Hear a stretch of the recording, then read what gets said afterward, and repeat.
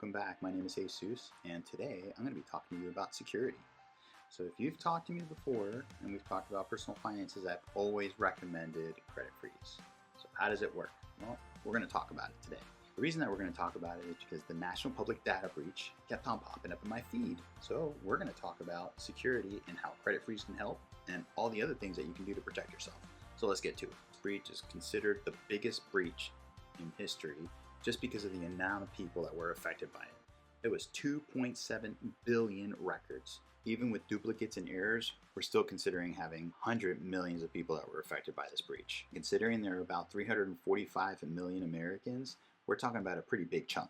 So the breach itself happened in December of 23, but it wasn't made public until just this month, August of 24. The data was even put up for sale in the dark web for $3.5 million bucks. I'm going to draw a quick diagram and show you how the public national data got caught in the middle. The national public data lives right here. All right, so they're a warehouse of data.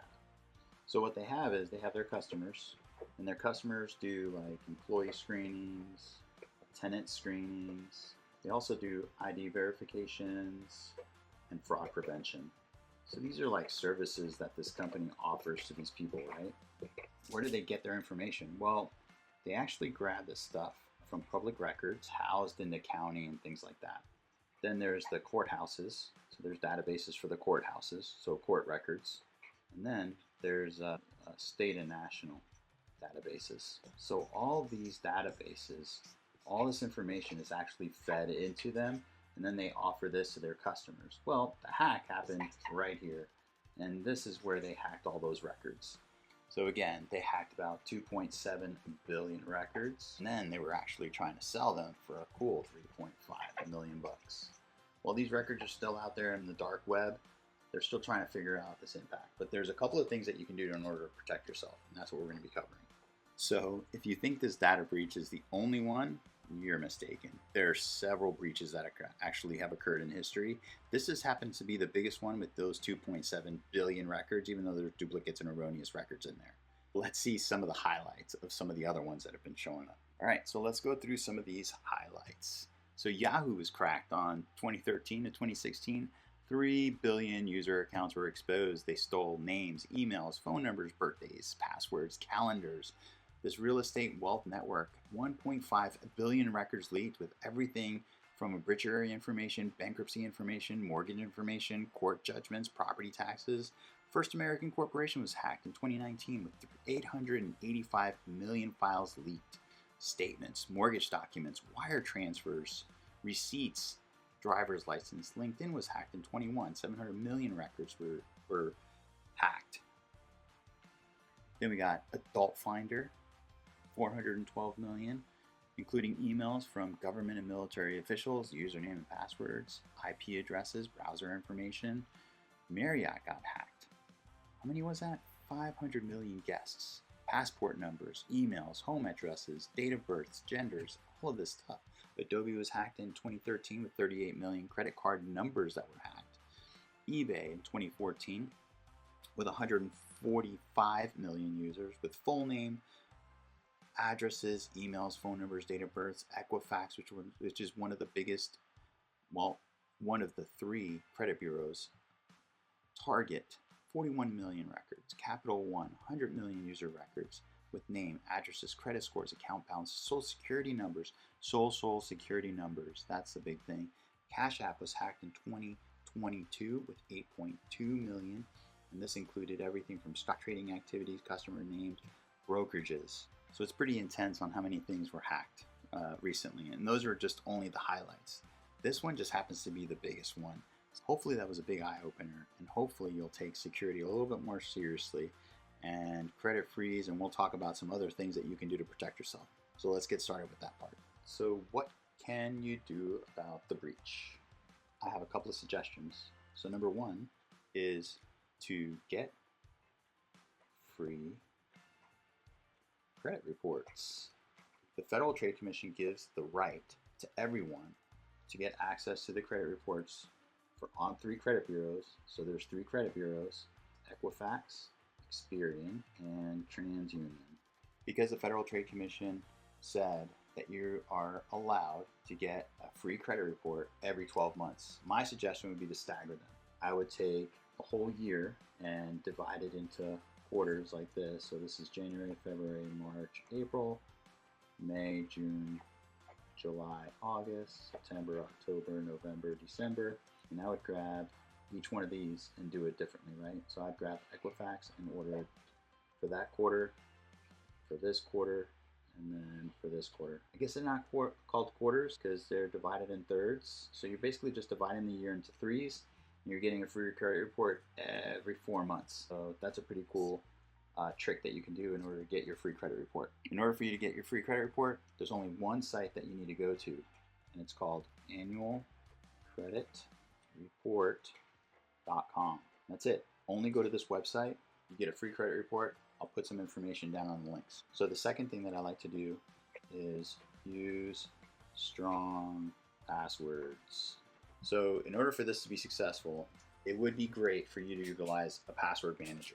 So in order for you to make complex passwords, the best thing that you can do is utilize a password manager. Some people are going to say, well, if you use a password manager, you're going to have one password, and if they get that one password, they get access to everything else. There's a couple of things that you can do. So one, in these data breaches, they're specifically targeting one place, right? So kind of like what we saw, they broke into Adobe, they broke into Target, they broke into one of these.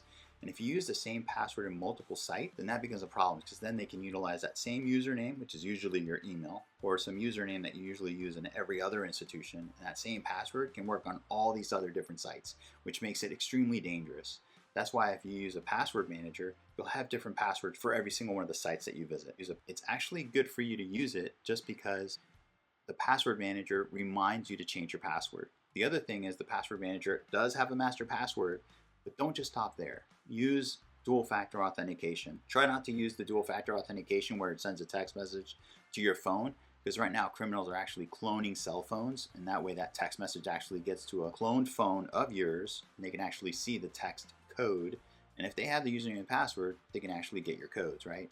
So the best thing to do is to utilize something called an authenticator. With an authenticator, random numbers are being created. You can look in your phone and that random number pops up, and it's only available for like 30 seconds. You put that into your site and it keeps on encrypting that password. So in the military, they'd always said, you should have something for you to access a system. It should be something that you know, your password, something that you physically have. So we had smart cards. Consider your smart card being your phone, something you have, something you physically have. You can only download this authenticator on a phone. You can't just put it on another phone unless you have this long string of hashed keys, okay? All right, that's enough of that. So let's go to the next one. Once you're using a strong password with a password manager, I recommend Credit Karma. So with Credit Karma, people are usually saying crazy stuff. You see the commercials all the time. I even heard somebody say, oh, well, what they don't tell you is that it's gonna affect your credit. Well, it actually doesn't affect your credit. So one of the great things about Credit Karma is that you're able to monitor your credit, right? So you're gonna have access to 2 out of the 3 credit bureaus. So you're gonna have access to TransUnion and Equifax. You're not gonna have access to Experian. The other thing to be aware of, once you're utilizing Credit Karma, it is looking for your spending habits, and they're actually selling this financial pattern information to other credit card companies in order to match you up with the best credit card possible.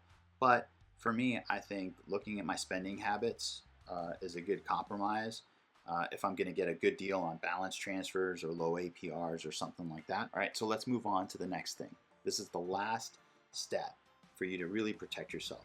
The one that I really, really love, and it's probably the best one, is to do a credit freeze. So in my earlier days, I used to install alarm systems.